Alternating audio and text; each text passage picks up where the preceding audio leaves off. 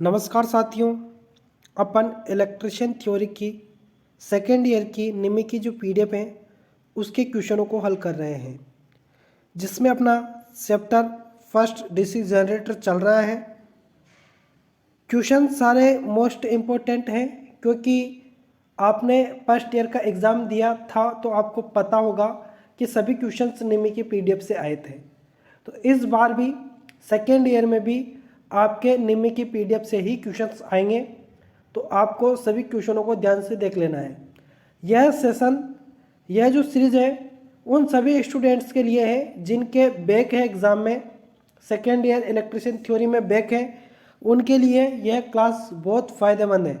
साथ ही जो स्टूडेंट अभी सेकेंड ईयर में है और 2023 में वह सेकेंड ईयर का एग्ज़ाम देंगे, उनके लिए भी ये क्लास बहुत महत्वपूर्ण है। तो सभी सेकेंड ईयर वाले जो इलेक्ट्रिशियन थ्योरी का एग्ज़ाम देने वाले हैं उन सभी के लिए ये क्लास बहुत महत्वपूर्ण है। डेली आपके 4 बजे वीडियो अपलोड होंगे, ठीक है। इससे पहले वाला वीडियो ज़रूर देख लेना। आज अपन 21 नंबर के क्वेश्चन से स्टार्ट करेंगे। 20 तक क्वेश्चंस इससे पहले वाले वीडियो में आपको मिल जाएंगे। तो क्वेश्चन की शुरुआत करते हैं अपन, जो कि है क्यों एक डीसी जनरेटर के आर्मेचर कोर पटलित हैं। यानी कि जो जनरेटर होता है उसमें जो आर्मेचर होता है, वह आर्मेचर जो बनाया जाता है उसके जो कोर होते हैं वो पटलित यानी कि चिपका चिपका कर पतली पतली प्लेटों से क्यों बनाया जाता है। तो ताम्र हानि को कम करने के लिए, नहीं बनाया जाता। घर्षण हानि को कम करने के लिए भी नहीं बनाया जाता। हिस्टेरिसिस हानि को कम करने के लिए, तो हिस्टेरिसिस हानि को कम करने के लिए सिलिकॉन मिलाया जाता है, पटलित नहीं बनाया जाता। अगर हिस्टेरिसिस हानि को कम करना है तो आपको जो भी पदार्थ से आप बना रहे हो उसमें सिलिकॉन की मात्रा मिलानी पड़ेगी। तो सिलिकॉन अगर होता तो ठीक होता, लेकिन डी ऑप्शन जैसे अपन देखेंगे उसमें दिया है भंवर द्वारा हानि को कम करें। तो पटलित बनाने का कारण यह है कि जनरेटर के अंदर 2 लॉस होते हैं, 2 हानियाँ होती हैं। एक होती है हिस्टेरिसिस, एक होता है भंवर धारा। तो भंवर धारा हानि को कम करने के लिए जिस भी पदार्थ का बनाया जाता है जनरेटर, उसमें सिलिकॉन की मात्रा मिला दी जाती है। और भंवर धारा हानि को कम करने के लिए जो भी पदार्थ मिलाकर अपन बना रहे हैं उसको पतली पतली पत्तियों से मिलाकर वार्निश करके चिपका कर बनाया जाता है। तो भंवर धारा हानि को कम करने के लिए पटलित किया जाता है, ये आप ध्यान रखना, ठीक है। हर एक क्वेश्चंस को अपन समझ के ही अलग करेंगे ताकि आपको क्वेश्चंस याद रहे। अगला जो क्वेश्चन है आपका, डीसी जनरेटर का आर्मेचर प्रतिरोध बहुत कम क्यों है। डीसी जनरेटर जो है उसका आर्मेचर में जो वाइंडिंग की जाती है, लैप और वेव वाइंडिंग, उनका प्रतिरोध 1 ओम से भी कम रखा जाता है। ध्यान रखना, 1 ओम से भी कम रखा जाता है। तो यह प्रतिरोध बहुत कम क्यों रखा जाता है, वह इस क्वेश्चन में पूछा गया है। तो आर्मेचर धारा को कम करने के लिए या आर्मेचर वोल्टेज ड्रॉप को कम करने के लिए। तो जो जनरेटर में करंट उत्पन्न होता है ना, वो आर्मेचर के अंदर उत्पन्न होता है, और अगर आर्मेचर के अंदर ज़्यादा प्रतिरोध होगा तो वोल्टेज ड्रॉप ज़्यादा होगा। तो वोल्टेज ड्रॉप को कम करने के लिए आर्मेचर का प्रतिरोध क्या किया जाता है, कम किया जाता है, कम रखा जाता है। तो यहाँ पर आप याद रखना, आर्मेचर ड्रॉप को कम करने के लिए। अगला क्वेश्चन देखिए, डीसी जनरेटर को घड़ी की दिशा में ही क्यों चलाना चाहिए। तो डीसी जनरेटर को आप घड़ी की दिशा में यानी कि क्लॉकवाइज चलाओगे तभी ही वह करंट उत्पन्न करेगा। अगर आपको एंटी क्लॉकवाइज चलाओगे यानी कि घड़ी की उल्टी दिशा में चलाओगे तो क्या होगा। तो क्यों नहीं चलाना चाहिए, डीसी जनरेटर को घड़ी की दिशा में ही क्यों चलाना चाहिए, ये पूछा जा रहा है। तो ब्रश को नुकसान से बचाएं, तो आप किसी भी दिशा में चलाओ, ब्रश पर कोई प्रभाव नहीं पड़ता, तो ये तो आपका आंसर नहीं होगा। अवशिष्ट चुंबकत्व की रक्षा करें, तो अवशिष्ट चुंबकत्व की रक्षा होती है। अगर आप उसको एंटी क्लॉक यानी कि घड़ी की दिशा में नहीं चलाओगे तो अवशिष्ट चुंबकत्व जो होता है मोटर के अंदर, वह क्या हो जाएगा, नष्ट हो जाएगा, खत्म हो जाएगा। अवशिष्ट चुंबकत्व क्या होता है, तो अवशिष्ट चुंबकत्व वह होता है जब मोटर के अंदर करंट, जनरेटर के अंदर जब आप फील्ड वाइंडिंग को करंट देते हैं तो वहाँ पर चुंबक बनती है। तो चुंबक के कुछ कण रह जाते हैं पोलों के अंदर, उसको अवशिष्ट चुंबकत्व कहते हैं। और जो वह रहता है कण थोड़े बहुत, वह लाभकारी होते हैं। अगर वह नहीं रहेंगे तो जनरेटर स्टार्टिंग करते समय वोल्टेज उत्पन्न नहीं करेगा, वह सेल्फ स्टार्ट नहीं रहेगा। तो इसलिए याद रखना, अवशिष्ट चुंबकत्व की रक्षा करने के लिए ही यहाँ पर डीसी जनरेटर को क्लॉकवाइज यानी कि घड़ी की दिशा में चलाया जाता है। अगला जो क्वेश्चन है वह है, बड़े डीसी जनरेटर में घुमावदार क्षतिपूर्ति क्यों प्रदान की जाती है? घुमावदार क्षतिपूर्ति जो होती है ना, उसको इंग्लिश में कहते हैं कंपनसेटिंग वाइंडिंग, यानी कि डीसी जनरेटर है उसके अंदर कंपनसेटिंग वाइंडिंग क्यों की जाती है, उसको हिंदी में कहते हैं घुमावदार क्षतिपूर्ति। तो क्यों किया जाता है? अधिक लोड कनेक्ट करने के लिए तो नहीं, कम्यूटेशन प्रभाव को कम करने के लिए, कम्यूटेशन प्रभाव को कम करने के लिए इंटरपोल वाइंडिंग की जाती है, कंपनसेटिंग वाइंडिंग नहीं की जाती, ये भी ध्यान रखना। आगे ऑप्शन देखिए जो कि है आर्मेचर प्रतिक्रिया प्रभाव को कम करने के लिए, यानी कि इंग्लिश में पढ़ेंगे तो आर्मेचर रिएक्शन, जिसको हिंदी में कहते हैं आर्मेचर प्रतिक्रिया। तो आर्मेचर प्रतिक्रिया को कम करने के लिए कंपनसेटिंग वाइंडिंग की जाती है, ध्यान रखना। सी ऑप्शन आपका कंप्लीटली यहाँ पर सही आंसर हो जाएगा। अगला जो क्वेश्चन है वह है, डीसी जनरेटर के वोल्टेज का निर्माण करने में विफल होने का क्या कारण है? डीसी जनरेटर के वोल्टेज का निर्माण करने में विफल होने का क्या कारण है? तो जो कारण है वह क्या है? तो देखिए, डिले ब्रश संयोजन, आर्मेचर प्रतिरोध अधिक है, या आगे ऑप्शन पढ़ेंगे तो फील्ड प्रतिरोध क्रांतिक प्रतिरोध से ऊपर है, या प्राइम मूवर रेटेड गति से ऊपर है। तो फील्ड प्रतिरोध जो है ना, क्रांतिक रूप यानी कि जो होना चाहिए उससे भी अधिक है तो वोल्टेज उत्पन्न नहीं होगा, ठीक है, ये ध्यान रखना। सी ऑप्शन कंप्लीटली सही आंसर। अगला क्वेश्चन है, जनरेटर का नाम क्या है यदि इसका क्षेत्र आर्मेचर के समांतर में जुड़ा हुआ है? तो अगर समांतर में जुड़ा हुआ है कौन? Field winding. फील्ड वाइंडिंग अगर आर्मेचर के समांतर क्रम में जुड़ा हुआ है तो वह शंट जनरेटर होगा, ठीक है। अगला जो क्वेश्चन है वह है, डीसी जनरेटर में पोल शू का उद्देश्य क्या है? तो डीसी जनरेटर में जो पोल शू लगे हुए होते हैं वह एयर गैप को कम करते हैं? नहीं। क्षेत्र की ताकत बढ़ाए? तो क्षेत्र की ताकत बढ़ाते हैं क्या? तो क्षेत्र की ताकत को यह नहीं बढ़ाते, वो तो आप जितना करंट दोगे या टर्नों की संख्या बढ़ाओगे तो क्षेत्र की ताकत बढ़ाएगा। चुंबकीय हानि को कम करने के लिए, तो चुंबकीय हानि को यह कम नहीं करता।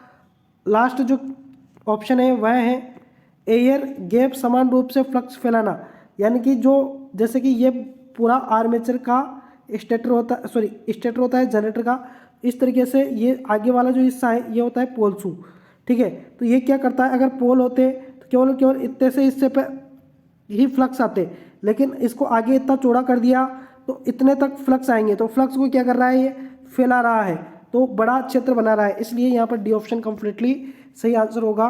अगला जो क्वेश्चन है वह आप ध्यान से देखिए, डीसी जनरेटर में स्लिप्ड रिंग का क्या कार्य है? डीसी जनरेटर जो है उसमें स्लिप्ड रिंग कहते हैं कम्यूटेटर को, ठीक है। स्लिप्ड रिंग किसको कहते हैं? कम्यूटेटर को।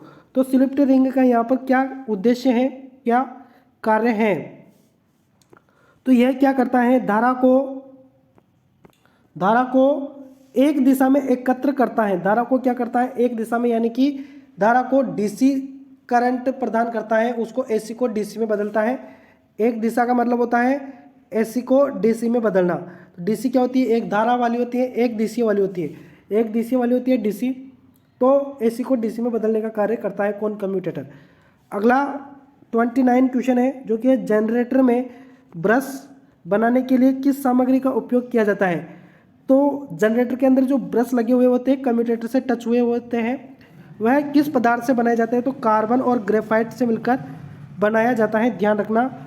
अगला जो क्वेश्चन है, क्यों डीसी जनरेटर अपने अवशिष्ट चुंबकत्व खो देता है?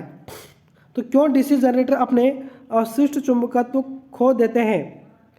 तो इसका जो कारण है वह है रोटेशन की दिशा अक्सर बदलती है, इसलिए change of direction of rotation very often. तो ध्यान रखना, रोटेशन की दिशा अक्सर बदलती है इस कारण से। अगला जो क्वेश्चन है वह है, एक जनरेटर में योग और ध्रुव के माध्यम से चुंबकीय सर्किट कैसे पूरा होता है? तो एक जनरेटर में योग और ध्रुव के माध्यम से चुंबकीय सर्किट कैसे पूरा होता है? तो वह होता है आर्मेचर कोर के द्वारा, ठीक है। आर्मेचर कोर के द्वारा ध्रुव के मध्य चुंबकीय सर्किट पूरा होता है। योग और ध्रुव के मध्य चुंबकीय सर्किट कैसे पूरा होता है? तो आर्मेचर कोर के द्वारा। ठीक है, अगला क्वेश्चन जो कि है आपका, डीसी शंट जनरेटर में लोड बढ़ने पर टर्मिनल वोल्टेज कम क्यों हो जाता है? डीसी जनरेटर में लोड बढ़ने पर टर्मिनल वोल्टेज जो है वह कम क्यों हो जाता है? तो कम होने का जो कारण है वह है आर्मेचर प्रतिक्रिया प्रभाव के कारण। आर्मेचर रिएक्शन जो होता है उसके कारण यह प्रभाव होता है। ठीक है, अगला जो क्वेश्चन है वह है, लंबी दूरी की वितरण लाइनों के लिए किस प्रकार के डीसी जनरेटर का उपयोग किया जाता है?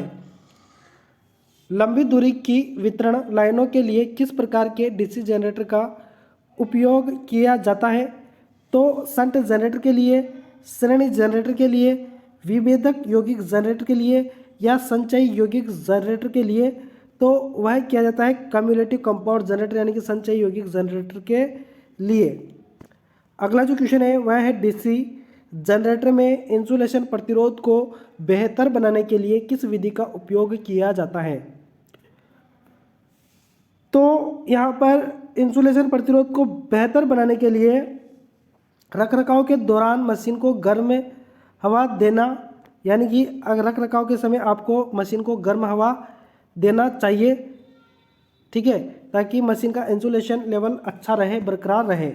अगला जो क्वेश्चन है वह है, अवशिष्ट चुंबकत्व के अभाव में किस प्रकार का डीसी जनरेटर काम करता है? अवशिष्ट चुंबकत्व के अभाव में किस प्रकार का डीसी जनरेटर काम करता है?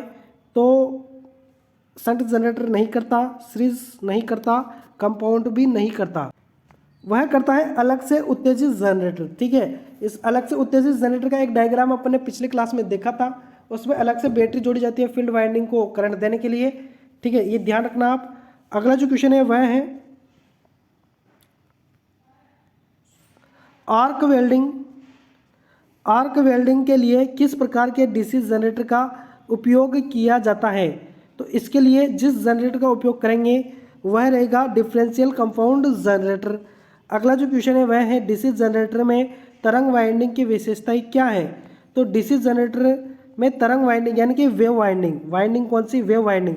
तो वेव वाइंडिंग जो होती है इसकी विशेषताएं क्या है? तो इसमें वोल्टेज अधिक होता है और करंट क्या होता है? कम होता है, यानी कि धारा कम और वोल्टेज अधिक होता है।